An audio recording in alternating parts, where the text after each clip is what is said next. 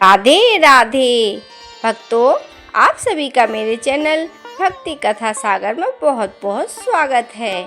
भक्तों, आज हम आपके लिए लाए हैं पुरुषोत्तम मास में सुनी जाने वाली एक अद्भुत कहानी। तो चलिए श्रवण करते हैं। एक गांव में एक साहूकार था। वह रोजाना उठकर खाना खाने बैठ जाता था। उसके घर में एक बेटा और बहू थे। बहू रोजाना बड़बड़ाती रहती थी, ससुर जी इतने बड़े हो गए हैं और बिना नहाए धोए मंदिर गए बिना ही खाना खा लेते हैं। वह रोजाना बोलती रहती थी कि ससुर जी कुछ तो नियम कर लो, कुछ तो पूजा पाठ कर लो। अगर पूजा पाठ नहीं करोगे तो कोई बात नहीं, पर नहा धोकर भगवान जी का नाम लेने के पश्चात खाना खाया करो। इतना ही कर लो। आप अगर कोई नियम भी ले लो तो भी बहुत है।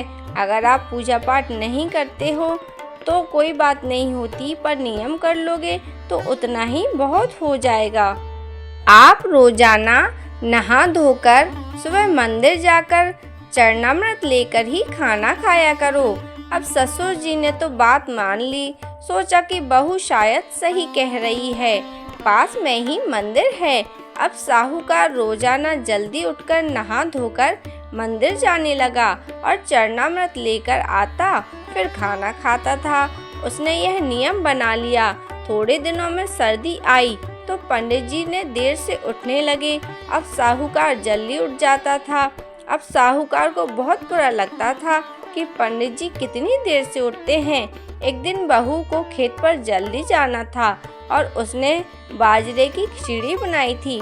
उसने ससुर जी से कहा, मैंने खिचड़ी बाहर रख दी है, आप खाना खा लेना। और यह बोलकर खेत पर चली गई।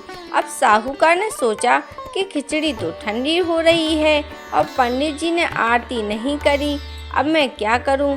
यह सोचता हुआ कभी खिचड़ी को देखता तो कभी मंदिर को देखता। फिर उसने खिचड़ी खाने की सोची। जैसे ही खिचड़ी में हाथ डाला और मंदिर की घंटी बज गई। साहूकार तो खिचड़ी के हाथ से ही मंदिर चला गया और आरती करने लगा। आरती लेकर उसके छींटे लिए और तुलसी जी का चरणामृत लेने लगा तो बाएं हाथ में लेने लगा।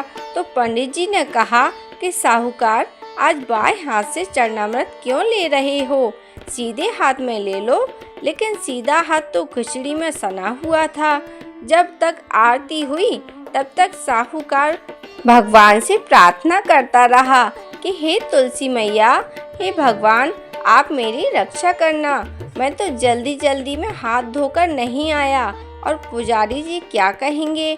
वह तो भगवान से प्रार्थना कर रहा था कि पंडित जी ने सीधा हाथ साहूकार का पीछे से आगे किया तो देखा हाथ में छोटे छोटे सोने चांदी के घुंघरियां हो रही थीं।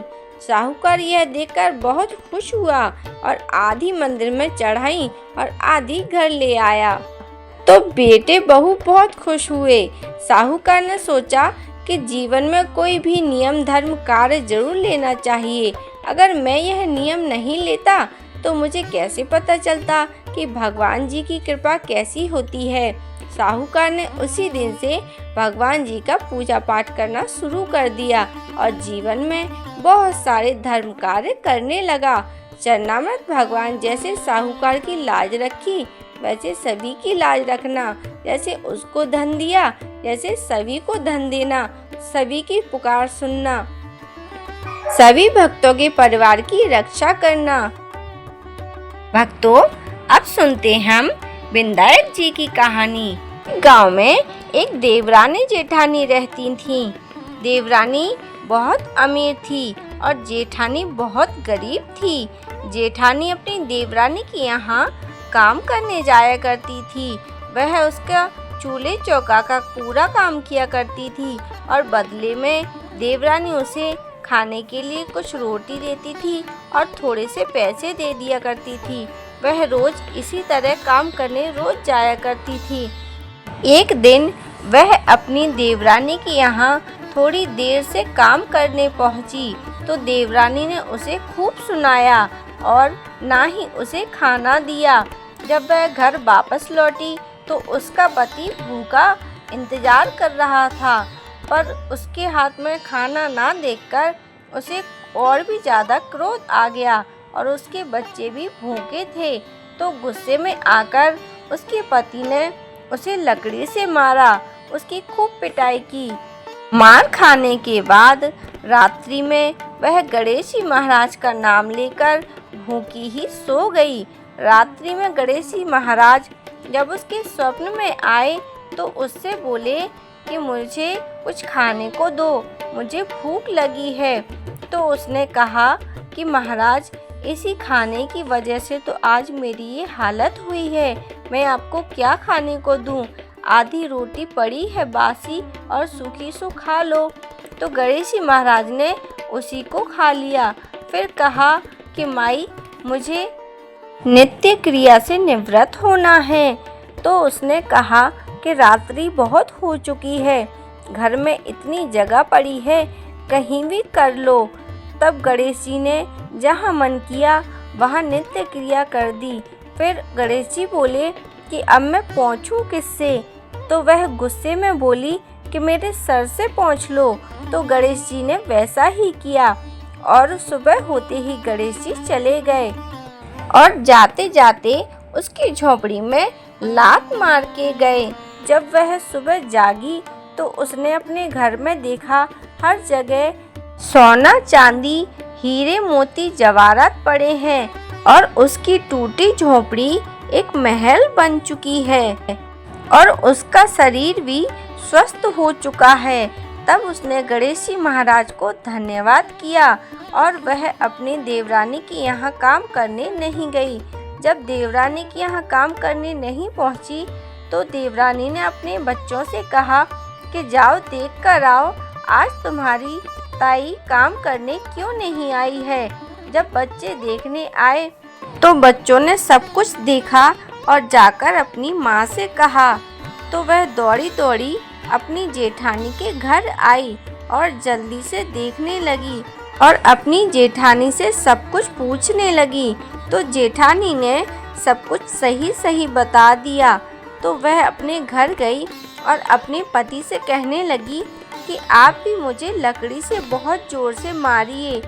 तो उसका पति बोला कि तू क्यों बावरी हुई जा रही है, वह तो दुखिया थी, इसलिए गणेश जी महाराज ने उस पर कृपा की। पर उसकी पत्नी नहीं मानी, हठ करने लगी। तो उसके पति को गुस्सा आ गया और उसने उसकी बहुत जोर से पिटाई कर दी और वह पिटाई खाकर गणेश जी का नाम लेकर सो गई। उसके स्वप्न में जब गणेश जी महाराज आए तो वे बोले कि मुझे खाने को कुछ दो। तो उसने कहा, गणेश जी महाराज, आपको उस घर में तो कुछ खाने को नहीं मिला था, पर मैंने आपके लिए 56 पकवान बनाए हैं, जितना जी चाहे उतना खा लो। तो गणेश जी महाराज ने खूब खाया। फिर उससे बोले, मुझे नित्य क्रिया करनी है, कहाँ करूँ? तो वह बोली, महाराज कहीं भी कर लो। तो गणेश जी महाराज ने जहाँ मन किया वहाँ नित्य क्रिया कर ली और फिर बोले कि मैं कैसे पहुँचूँ? देवरानी ने जवाब दिया कि महाराज मेरे बालों से पहुँच लो, मेरे बाल तो बहुत साफ सुथरे हैं और खुशबू भी आती है। तो गणेश जी महाराज ने ऐसा ही किया और रात्रि के बाद सुबह होते ही गणेश जी महाराज प्रस्थान कर गए। जब वह सुबह उठी तो उसने अपने घर में देखा कि सभी जगह हर जगह बदबू आ रही है, उसके बालों से भी बहुत गंदी बदबू आ रही है। तो वह साफ करने में लग गई। वह जितना भी साफ करती उतना ही घर में गंदगी फैल जाती। तब उसने गणेश जी महाराज से थक हार कर हाथ जोड़कर कहा कि हे गणेश जी महाराज, अपनी माया आप ही समेटो। तो गणेश जी महाराज ने कहा कि मैं ये सब ठीक कर दूंगा, पर तुम अपनी जेठानी को उसके हिस्से का सब कुछ दो, जो उसका हिस्सा है वह सब कुछ दो। तो देवरानी ने ऐसा ही किया और उसकी जेठानी के हिस्से का जो कुछ भी था उसको सब कुछ दे दिया। उसके बाद गणेश जी महाराज की कृपा से उसके घर में सारी गंदगी दूर हो गई और सब कुछ पहले की तरह हो गया। हे गणेश जी महाराज, जैसे उसकी जेठानी पर कृपा की वैसे सभी पर कृपा करना, सभी की संकट हरना, सभी की विपदा हरना। बोलो विनायक जी महाराज की जय, बोलो गणेश जी महाराज की जय। भक्तों, अगर आपको मेरी वीडियो अच्छी लगी हो तो मेरी वीडियो को लाइक करें, शेयर करें और मेरे चैनल को सब्सक्राइब करें और बेल आइकन को ज़रूर से प्रेस करें ताकि जब भी वीडियो अपलोड हो तो सबसे पहले नोटिफिकेशन आप तक पहुंच जाए। वीडियो देखने के लिए आप सभी का बहुत बहुत धन्यवाद।